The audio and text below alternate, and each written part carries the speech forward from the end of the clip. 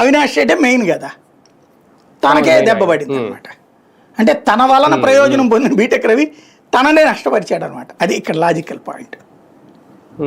Sir వాస్తవానికి అధికారంలో ఉన్న పార్టీకి అంటే ఇప్పుడు మొన్న స్థానిక సంస్థల ఎన్నికలు వైసీపీలో జరిగినప్పుడు వైసీపీ హయాంలో ఉన్నప్పుడు వాళ్ళకే ఎక్కువ విజయం. ఇప్పుడు ఇక్కడ నుంచి రేపు కూడా నెక్స్ట్ మళ్ళీ స్థానిక సంస్థల ఎన్నికలు కూడా జరగబోతున్న నేపథ్యంలో ఈ ఎన్నిక ఫలితం చెప్పిన పాఠం ఏంటి? రేపొద్దున్న అవసరమైతే ఇంకా ఏకగ్రీవాలు చేసేసుకోండి అని వదిలేయడం బెస్టా, లేదు ఏ పార్టీ అధికారంలో ఉంటే వాళ్ళకే ఓట్లు పడతాయని ఫిక్స్ అయిపోవాలి? అంటే వైఎస్ఆర్ కాంగ్రెస్ పార్టీ రేపటి ఆలోచన ఎట్లా ఉంటుంది అన్న దాని మీద డిపెండ్ అయి ఉంటుంది.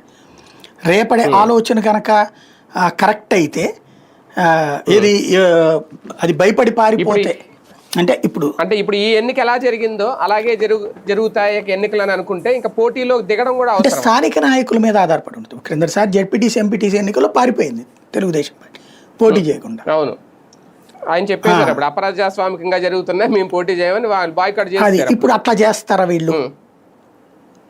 అలా చేసి కూడా గెలిచారుగా మొన్న, కాబట్టి గెలవచ్చని. ఇక్కడ ఏంటంటే మెయిన్ ఒకటి, అప్పుడు చంద్రబాబు ఏమి పిచ్చోడయ్యి ఏం చేయలేదు, ఆ మొక్క ప్రజాస్వామికి లేదు, పాడు లేదు.